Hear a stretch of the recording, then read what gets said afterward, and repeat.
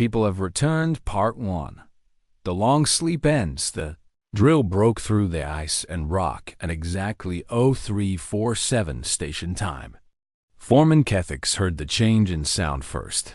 The grinding gave way to a hollow echo that meant they had hit something empty.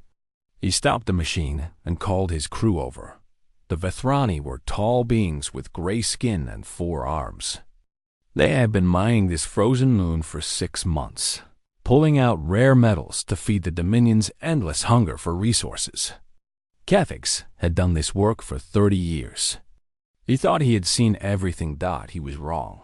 The chamber they had broken into was massive. Their lights could not reach the far walls. But what made Kethix's blood run cold was not the size. It was what filled the space. Rows upon rows of pods stretched into the darkness.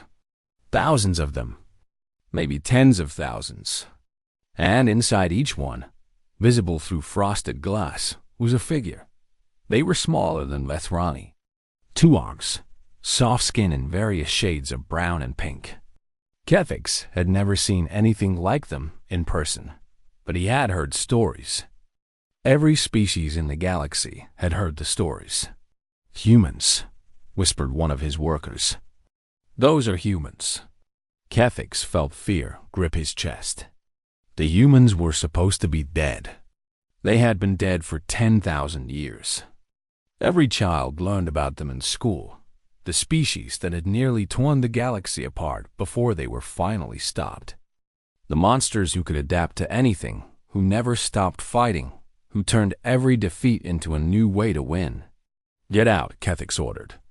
"Get out now. We need to seal this chamber and call the authorities." But it was already too late. As they turned to leave, a sound filled the air. A hissing, like gas escaping. Then another. Then 100 more.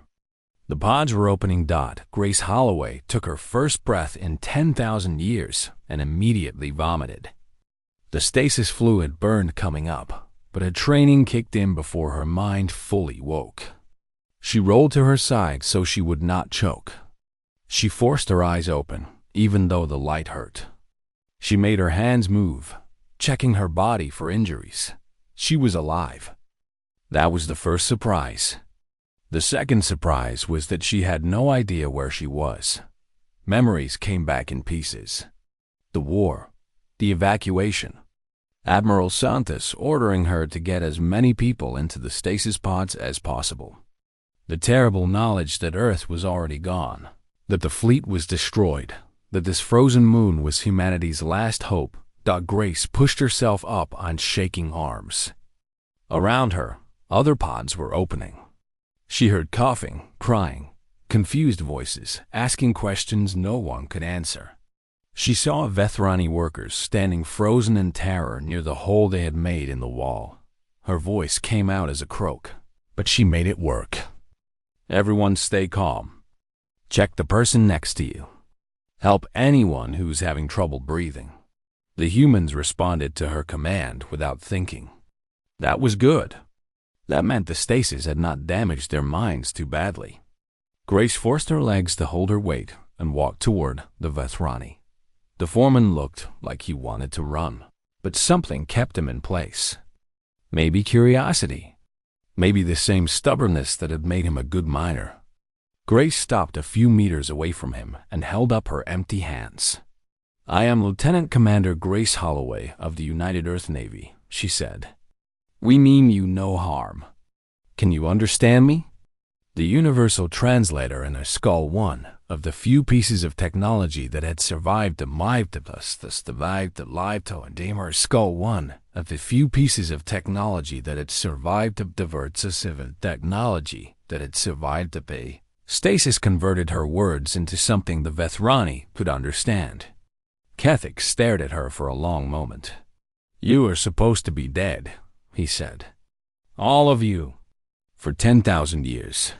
Grace felt something cold settle in her stomach. 10,000 years.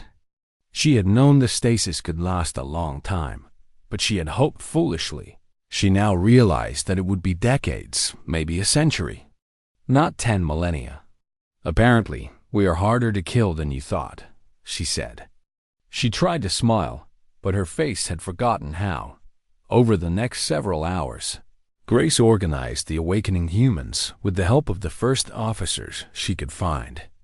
Captain Daniel Reyes was a tactical officer who had been unconscious for 3 hours before his heart decided to start beating properly again. Dr. Nora Price was a xenobiologist who had spent the last moments before stasis trying to understand why the aliens wanted humanity dead. Together, they counted heads. 12,417 humans had survived, out of a species that had once numbered in the hundreds of billions. The Vethrani Myers did not try to stop them. They seemed too shocked to do anything except watch and answer questions when asked. From them, Grace learned the truth of what had happened to the galaxy. The war that had destroyed humanity was now ancient history. The species that had united to wipe out the humans had fallen to fighting among themselves within a century. Out of that chaos, the Vethrani had risen. They had built an empire that stretched across 3 spiral arms, ruling over dozens of species with an iron grip. And what happened to Earth? Grace asked Ethics. What happened to our homeworld? The Vethrani looked uncomfortable. It was destroyed, completely. The coalition forces broke it apart so that no human could ever return to it. Grace said nothing. She had expected this answer, but hearing it still hurt. She thought of blue oceans and green forests, of cities full of life and laughter. All gone, turned to dust and scattered among the stars. Daniel found her later, standing at the edge of the chamber and staring at the pods that had saved them. His face was hard, but his eyes showed the same grief she felt. "I have been talking to the miners," he said. "They are scared of us, Grace. Terrified. I asked one of them when he learned about humans in school, and he could barely speak. What did he say? He said humans were monsters. He said we could survive anything, adapt to anything, and that we never stopped fighting until we won or died. He said his grandmother used to tell him stories about humans to make him behave as a child." Grace let out a breath. "And what do you think?" Daniel was quiet for a moment. Then he smiled a thin, dangerous smile that Grace remembered from the war. "I think they forgot we are not just survivors. We are not just fighters. We are builders. And now that we are awake, we are going to show this galaxy what humanity can really do." Grace looked at the thousands of humans now moving through the chamber, helping each other, organizing supplies, already beginning to plan. They had lost everything. Their world, their civilization, their place in the universe. But they were still here, still breathing, still refusing to give up. The galaxy had forgotten what humans were capable of. It was time to remind them. People Have Returned, Part 2. Whispers of the past 3 weeks after the awakening. The humans had turned the stasis chamber into something that looked almost like a small town. They had set up living areas, a medical center, and a workshop where engineers worked day and night on salvaged Vethrani equipment. Grace watched from a platform above the main floor as her people worked. They had nothing except the clothes on their backs and whatever they could take apart and rebuild. But they were making progress. That was the human way. Daniel climbed up to join her. He looked tired but satisfied. "The communication array is almost ready," he said. "Another day or 2 and we can reach beyond this system." "Reach who?" Grace asked. "We do not know anyone out there. We do not even know the shape of the galaxy anymore. We will figure it out. We always do." That afternoon, a ship arrived. It was sleek and silver, much more advanced than the mining vessels that had first found them. The symbol on its hull showed a 4-armed figure holding a star, the mark of the Vethrani Dominion's ruling council. High Arbiter Zefkin stepped off the ship like he owned the moon. In a way, Grace supposed he did. The Vethrani had claimed this system centuries ago, along with thousands of others. Zefkin was tall even for his species, with dark gray skin that showed his high breeding. He looked at the humans with the expression of someone examining insects. "I am here to assess this situation," he announced. "The Dominion has been informed of your discovery. We will determine what is to be done with you." Grace stepped forward. "We are not a situation to be assessed. We are survivors of a great tragedy, and we ask only for the chance to rebuild our lives in peace." Zefkin's 4 eyes narrowed. "Peace, yes. The old records say your kind always spoke of peace, even as you conquered world after world. We never conquered anyone. You lie." Zefkin's voice was sharp. "The history is clear. Humanity was a plague upon the galaxy. You spread across the stars like a disease, taking what you wanted, destroying what you could not take. The coalition that stopped you saved countless species from extinction." Grace felt anger rise in her chest, but she forced it down. This was not the time for a fight. Not yet. "Perhaps the history you learned is not as clear as you think," she said quietly. The High Arbiter stayed for 3 days. He watched everything the humans did. He asked questions that sounded friendly, but were designed to find weaknesses. And everywhere he went, he saw things that made him uneasy. He watched a human engineer fix a broken water recycler in 4 hours, a job that should have taken a week. He saw humans working in temperatures that would have killed most species, wearing only thin clothing and showing no signs of distress. He observed a group of human children playing a game that involved complex strategy and split-second decisions. And he realized that even the youngest humans thought in ways his people could not match. On the second night, Zefkin found Nora in what the humans called their library, a small room filled with data tablets recovered from the stasis pods.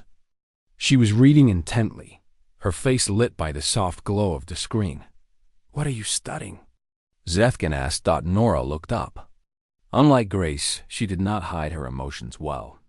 Her eyes showed suspicion and something like grief. "I am trying to understand what happened to us. The records in our pods are damaged, but there is enough to piece together parts of the story." "And what have you learned?" "I have learned that we did not start the war." Nora's voice was steady but cold. "I have learned that humanity was building something, an alliance of species, who wanted to live free from any single empire's control. I have learned that this alliance scared someone very much." Zefkin said nothing. His face was impossible to read. "I have also learned," Nora continued, "that a small species called the Vethrani betrayed the alliance to the coalition forces. They gave up our plans, our positions, our weaknesses. In exchange, they received technology and territory. The foundation of your great dominion was built on our corpses." The silence stretched between them. Finally, Zefkin spoke. "That is ancient history. It changes nothing. It changes everything." On the morning of the 4th day, Zefkin announced that the humans would be transported to a resettlement facility on a distant world. He called it a place of safety and rehabilitation. Daniel called it a prison. "We are not going," Daniel said. He stood in front of the shuttle bay doors with 50 humans behind him. None of them had weapons. The Vethrani had been careful about that. But they had something else. They had the look of people who had already lost everything and had nothing left to fear. "You have no choice," Zefkin replied. He gestured, and a squad of Vethrani soldiers stepped forward. They were bigger than the Myers, bred for combat, carrying weapons that could kill a human in seconds. Daniel smiled. It was not a nice smile. There is always a choice. What happened next was over in less than a minute. The human soldiers moved like water, flowing around the Vethrani guards before they could react. They did not fight with strength. The Vethrani were physically superior. They fought with speed, with precision, with a creativity that the guards had never faced before. When it ended, every Vethrani soldier was on the ground, disarmed and restrained but alive. Daniel stood over Zethkin, who had been knocked down in the chaos. "We do not want war," Daniel said. "We do not want to hurt anyone. But we will not be caged. We will not be controlled. We will not go quietly into whatever hole you have prepared for us." He offered the High Arbiter a hand. "Go back to your masters. Tell them what you saw here. Tell them that humanity has returned. And tell them that we remember what your people did to us." Zethkin did not take the hand. He stood on his own, his pride wounded, but his body unharmed. He looked at Daniel, at Grace who had watched from the side, at the thousands of humans who had gathered to witness this moment. "You have made a terrible mistake," he said. "The Dominion will not forgive this insult." Grace stepped forward. "Maybe not. But they will learn to respect us. One way or another." She watched Zethkan's ship leave the atmosphere, climbing toward the stars. Behind her, she heard her people begin to cheer. They had won their first battle without killing a single enemy. But Grace knew this was only the beginning. War was coming. The only question was how many would die before it ended. People have returned. Part 3. The fire spreads. The news spread across the galaxy, faster than any ship could travel.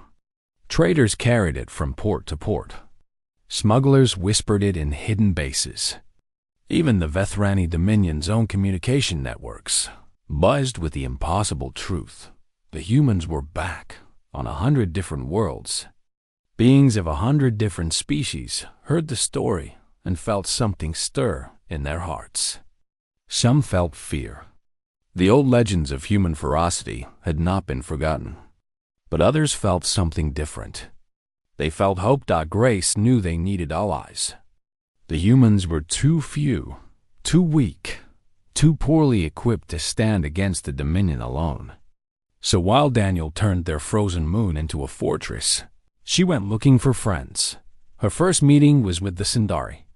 They were a reptilian species, smaller than humans, with scales that shifted color with their emotions. Once, they had been explorers and scientists. Now, they were slaves in everything but name, forced to work in Vethrani factories and mines. The Sindari elder who met with Grace was named Desik. He was old, his scales faded to dull gray, but his eyes were sharp. They sat together in a hidden room on a station at the edge of Sindari space, speaking quietly while guards watched the doors. "You ask us to fight the Dominion," Desik said. "You ask us to throw away the little safety we have for a war we cannot win." "I ask you to remember what freedom feels like," Grace replied.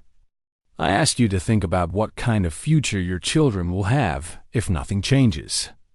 Easy words from someone who has nothing to lose. Grace leaned forward. "I lost my entire species. I lost my homeworld. I lost 10,000 years and woke up in a galaxy that wanted me dead before I even opened my eyes. Do not tell me I have nothing to lose." Desik was quiet for a long moment.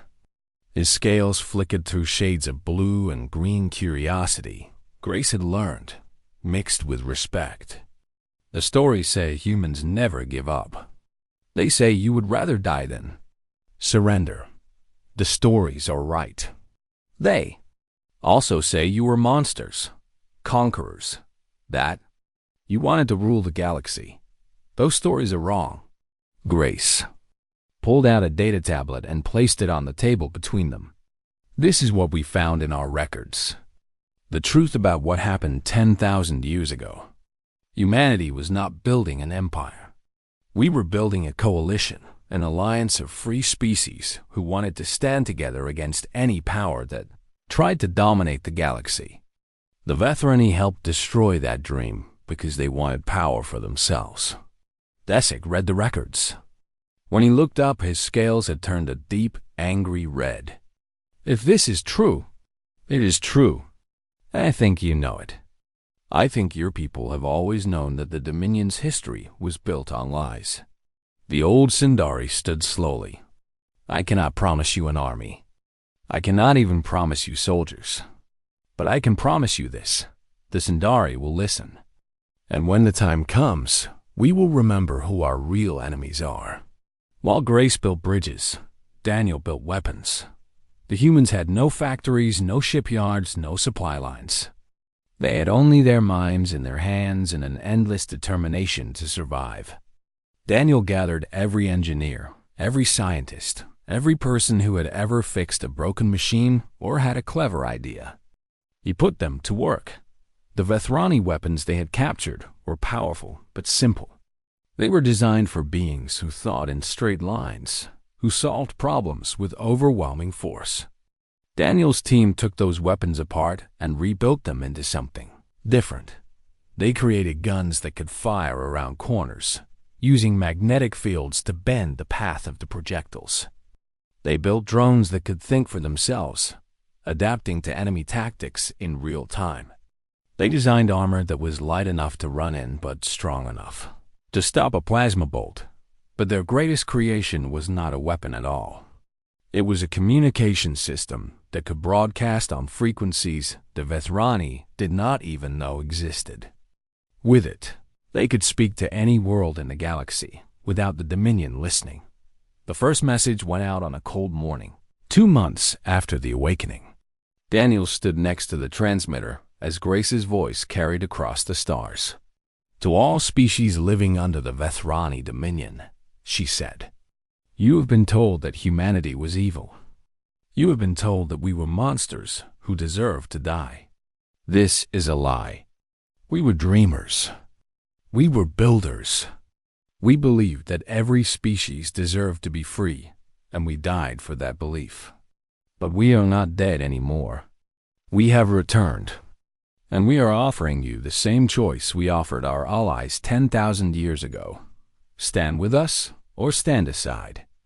But know this, we will not stop until every being in this galaxy has the right to choose their own future. The Dominion's response came 3 weeks later, 47. Warships dropped out of faster-than-light travel in orbit around the frozen moon. They were massive vessels, each one carrying enough firepower to destroy a city. The fleet commander sent a simple message, surrender or die. Daniel's reply was even simpler, come and take us. The battle lasted 6 days. The Vethrani had numbers and power on their side. The humans had something else. They had been preparing for this moment since the day they woke up. The moon's surface was covered with traps. Tunnels ran beneath the ice, allowing human soldiers to appear behind enemy lines and vanish before the Vethrani could react. The weapons Daniel's team had built tore through Dominion, armor like it was paper. But the real victory came from the Vethrani's own assumptions. They expected the humans to fight like every other species they had conquered, to hold defensive positions and wait for death. Instead, the humans attacked. Small teams struck at the fleet's supply ships, cutting off fuel and ammunition. Hackers broke into Vethrani communication systems and spread chaos and confusion. On the 4th day, 3 Dominion ships turned on their own fleet. Their crews were Sindari, pressed into service against their will. Grace's message had reached them. When the moment came, they chose freedom over slavery. When the surviving Vethrani ships finally retreated, they left behind the wreckage of their arrogance. 47 warships had attacked. Only 19 escaped. The humans gathered to mourn their dead. 212 had fallen in the battle. Grace spoke their names one by one, her voice steady even as tears ran down her face. They did not die in vain, she said. They showed the galaxy what we are made of. They proved that we are not monsters, we are warriors. And we will never stop fighting until their sacrifice means something.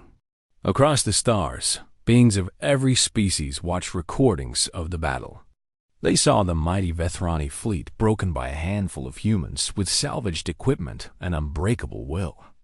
And everywhere, in whispers and shouts, in hidden meetings and open squares, the same words were spoken. Humanity has returned. And this time, they will not be stopped. People have returned. Part 4. Coalition of the Forgotten. The months after the battle changed everything. Species that had lived in fear for generations began to find their courage. The Sindari were first, as Desek had promised. Then came the Morvith, a species of four-legged beings who had once been great warriors before the Dominion broke them. Then the Kelani, the Vorthan, the Ashiri, and a dozen others whose names humanity had never known. Grace traveled constantly, moving from world to world in a small ship that barely held together. Vethrani assassins hunted her at every turn. Twice, she escaped death by minutes. Once, she killed 3 attackers with her bare hands while her pilot flew them through an asteroid field. But she never stopped. Every species she spoke to heard the same message. You do not have to live like this. You do not have to bow to masters who see you as less than nothing. There's another way. On a world called Meridian, she met with leaders from 15 different species. They gathered in a hidden cave system, far from Dominion sensors. Some had traveled for weeks to be there. Some had risked everything just to listen. Grace stood before them, small and alone, facing beings of every shape and size. I am not here to ask you to fight for humanity, she said. I am here to ask you to fight for yourselves. The Dominion has told you that you are weak. They have told you that resistance is impossible. They have lied. The only thing keeping you in chains is the belief that you cannot break them.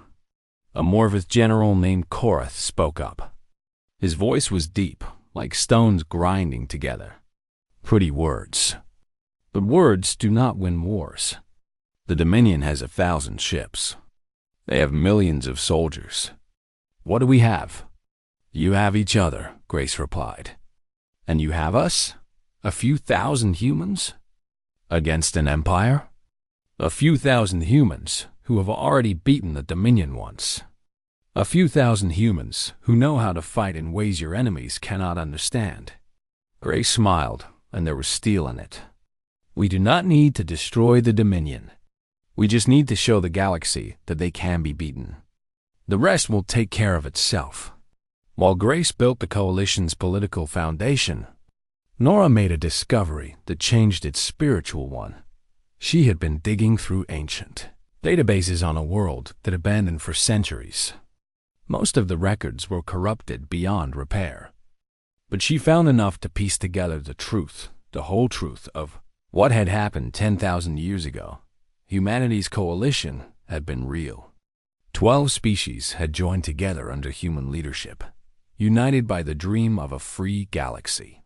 They had been winning. The old empires that had dominated known space for millennia were crumbling. A new era was about to begin. Then came the betrayal. The Vethrani had been a minor species, overlooked and underestimated. They had joined the coalition early, claiming to believe in its ideals. But in secret, they had been making deals with the old empires. They provided intelligence on coalition plans, positions, and weaknesses. In exchange, they were promised technology, territory, and power. When the trap was sprung, the coalition was destroyed in a matter of weeks.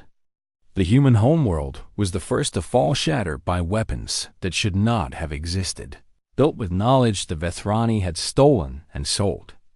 The other coalition species were subjugated or destroyed. And from the ashes of that betrayal, the Vethrani Dominion rose. Nora brought her findings to a gathering of coalition leaders. She showed them the evidence records, communications, even confession from Vethrani officials who had been too arrogant to destroy the proof of their treachery. The reaction was explosive. The Sindari had always suspected the truth, but seeing proof made their anger burn white-hot. The Morvith, who had lost their warrior traditions to Dominion suppression, wept for the ancestors who had died fighting alongside humans. Even species that had been enemies of humanity 10,000 years ago looked at the evidence and felt shame for what they had done. We were manipulated, said a Kelani representative, her voice shaking. We were told humans were the enemy. We believed the lies. The past cannot be changed, Grace said. She had listened to Nora's presentation in silence, her face revealing nothing. But the future we can build what our ancestors dreamed of. We can create the galaxy they died trying to make. But only if we work together. Daniel had been busy during the months of diplomacy. He had taken the coalition's raw potential and begun shaping it into something dangerous. He started with the basics. Most species in the Dominion had forgotten how to fight, really fight, not just follow orders and fire when told. Daniel taught them to think for themselves. He taught them to adapt, to improvise, to see opportunities where others saw only obstacles. The Sindari learned to use their small size as an advantage, slipping through spaces larger species could not reach. The Morvith rediscovered their ancient warrior traditions, combining them with human tactics to create something new. The Kelani, who could see in spectrums other species could not, became scouts and snipers without equal. But the most important thing Daniel taught them was hope. The Dominion wants you to believe you cannot win, he told a group of new recruits. They were from 6 different species, brought together by their hatred of their oppressors. They want you to think that fighting back is suicide. But I have seen what happens when people decide they would rather die than live as slaves. I have seen the impossible become possible. And I am telling you, we can win this war. We will win this war. Not because we are stronger or better equipped, but because we have something the Dominion can never understand. What is that? Asked the young Sindari. Daniel smiled. We have something worth dying for, and that makes us more dangerous than any weapon ever built. The coalition grew stronger with each passing week. Secret bases were established on worlds the Dominion had forgotten. Supply lines were created using smuggler routes that had existed for centuries. Weapons and equipment flowed from hidden factories run by species that had pretended to be loyal servants while dreaming of rebellion. And everywhere, the same symbol began to appear, a human hand clasping hands with beings of every shape. It was painted on walls, etched into metal, whispered in the darkness. It meant one thing: we stand together. Grace stood on the bridge of the coalition's first real warship, looking out at the fleet that had gathered around it. Sindari cruisers flew alongside Morvith battle carriers. Kelani scout ships darted between lumbering human transports. It was not much, not compared to the Dominion's endless armadas. But it was a beginning. The Dominion knows we are coming, Daniel said, standing beside her. They are gathering the largest fleet in their history. They mean to crush us once and for all. Grace nodded. Then we should not keep them waiting. People have returned. Part 5. The Reckoning. The Vethrani Dominion gathered its full strength at Nexus Prime, a space station at the heart of their empire. 2,000 warships waited there, the largest fleet assembled in 10,000 years. Supreme Commander Veilthus stood on the bridge of his flagship, watching his armada with satisfaction. He had no doubt about the outcome. The coalition was a collection of slaves and savages, led by a dead species that had refused to stay buried. They had won a few small victories through trickery and luck. At Nexus Prime, they would learn the difference between winning battles and winning wars. The coalition fleet arrived 3 days later. It was smaller than Veilthus had expected, perhaps 300 ships, gathered from a dozen different species. He almost laughed. This was the great threat that had kept the Dominion awake at night. Grace stood on the bridge of the coalition flagship, a vessel they had named the Second Dawn. Around her, officers from 6 different species worked together with a smoothness that would have seemed impossible a year ago. Daniel stood at the tactical station, his eyes moving across displays that showed every ship in both fleets. They outnumber us almost 7-1, he said. I know. Our ships are older, smaller, and less powerful. I know. Daniel smiled. Just making sure you understood the situation. Grace turned to face the crew. Humans Sindari, Morvith, Kelami, and others looked back at her. They were afraid. She could see it in their eyes. But behind the fear was something stronger. Determination, hope, the belief that what they were doing mattered. 10,000 years ago, Grace said, our ancestors dreamed of a galaxy where every species could live free. They fought for that dream. They died for it. The Dominion thought they had killed that dream forever. They were wrong. She looked out at the enemy fleet, vast and terrible against the stars. Today, we finish what our ancestors started.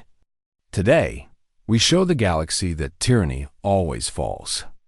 Today, we fight not just for ourselves, but for every being who has ever looked at the stars and wished for something better. She turned to Daniel. Begin the attack. The Battle of Nexus Prime was unlike anything the galaxy had ever seen. The Dominion fleet advanced in perfect formation, expecting the coalition to break and run. Instead, the smaller fleet split into 100 pieces, each group moving independently toward different targets. Valthus had never seen tactics like this. His commanders reported chaos enemies appearing where they should not be, striking at weak points before vanishing. Coalition ships fought in pairs and trios, covering each other with a coordination that seemed almost supernatural. Daniel had spent months preparing for this moment. He knew the Dominion's tactics, their weaknesses, their assumptions. He had designed a battle plan that used all of them against the enemy. Every feint drew ships out of position. Every apparent retreat led pursuers into traps. Every moment of confusion was exploited before the Vethrani could recover. On the 5th hour of the battle, Nora led a strike team in a small ship that had been modified to look like a Dominion supply vessel. They slipped through the chaos and approached Valthus's flagship, broadcasting fake identification codes that Sindari hackers had stolen. Months ago, no one challenged them until they were close enough to see the individual lights on the flagship's hull. Then Nora's team launched themselves toward the massive ship, using specialized suits that made them almost invisible to sensors. They cut through the hull in a maintenance section and made their way through corridors filled with confused crew members. Nora was not a soldier, but she had learned to fight in the months since awakening. She moved with the rest of her team, her heart pounding but her hands steady. Their target was the flagship's shield generator. Without it, the massive vessel would be vulnerable to attack. The room was guarded by elite soldiers, the best the Dominion had. It did not matter. The humans and their allies had trained for this exact moment. When the shields fell, the coalition fleet knew. They turned their combined firepower on the flagship, punching through armor that had never been tested by real war. Valthus felt his ship shudder and knew that something had gone terribly wrong. But the true disaster came from an unexpected direction. Grace had prepared a second broadcast, timed to reach every world in the Dominion at the moment of maximum chaos. It showed the evidence Nora had found, the truth about the Vethrani betrayal, the lies that had built their empire, the millions who had died so that a handful of traitors could rule the galaxy. Across Dominion space, subject species watched the broadcast and made their choice. On 100 worlds, revolts began. Sindari workers seized factories. Morvith prisoners broke free from labor camps. Kalani servants turned on their masters. The Dominion found itself fighting not just the coalition fleet, but its own population. Ships crewed by pressed conscripts began to mutiny. Some fled. Others turned their guns on their former allies. The perfect formation that Velos had been so proud of dissolved into chaos. The Supreme Commander ordered a retreat, but there was nowhere to retreat to. The coalition fleet pursued the fleeing Dominion ships, picking off stragglers while avoiding the main force. They were not strong enough to destroy the Dominion fleet, not yet. But they did not need to. The battle ended not with a final explosion, but with the slow realization that the Vethrani had lost. Not just the battle, but the war. Their empire was crumbling. Their subject species were rising up everywhere. Their military had been humiliated by a force a fraction of its size. Valthus escaped with a handful of ships, retreating to the Vethrani homeworld. Behind him, he left the wreckage of everything his people had built on the bones of humanity. The war lasted 3 more years. The Dominion fought with the desperation of beings who knew they were facing justice for 10,000 years of crimes. But they were alone now, surrounded by enemies who had once been slaves. When the end came, it was not with a great battle but with a quiet surrender. The Vethrani were confined to their own system, stripped of their fleets and their stolen technology. They would survive. The coalition was not interested in genocide, but their days of ruling others were over. The coalition transformed into something new, the Galactic Compact. It was what humanity had dreamed of 10,000 years ago, an alliance of equals, where every species had a voice and no one could dominate the others. Grace became the first human representative to the Compact Council. She sat in a chamber filled with beings from across the galaxy, all of them working together for the first time in history. It was not perfect. There were arguments and disagreements, old hatreds that did not die easily. But it was a beginning. Daniel retired from military service. He spent his remaining years teaching at an academy that trained officers from every member species. His students learned tactics and strategy, but more importantly, they learned how to think like humans, to adapt, to improvise, to never accept that anything was impossible. Nora continued her research, uncovering more of the galaxy's hidden history. She found evidence of other species that had risen and fallen, other dreams that had been crushed by those who feared change. She made sure those stories were never forgotten again. On the 10th anniversary of the awakening, Grace returned to Kethra 7. The frozen moon had been transformed into a memorial, a place where beings from across the galaxy came to honor the humans who had slept for so long and woken to change everything. She stood in the chamber where it had all begun, surrounded by friends from a dozen different species. She thought of everyone who had died in the First War, in the long sleep, in the battles that followed. She thought of Earth, still nothing but dust scattered among the stars, and she thought of the future. Somewhere out there, other stasis chambers waited. Other humans slept, dreaming of a tomorrow they could not imagine. The galaxy was not finished with humanity yet. Perhaps it never would be. Besic, now one of her closest friends, stood beside her. "You did it," he said. "You created the galaxy your ancestors dreamed of." Grace shook her head. "We all did it together." That was always the point. She looked up at the stars visible through the transparent ceiling. 10,000 years ago, humanity had fallen. Now they had risen again, and they had brought the entire galaxy with them. The universe had learned a lesson it would not soon forget. You can break humanity. You can scatter them across the stars. You can bury them for 10,000 years. But you can never keep them down forever, because humans always return. And when they do, they change everything.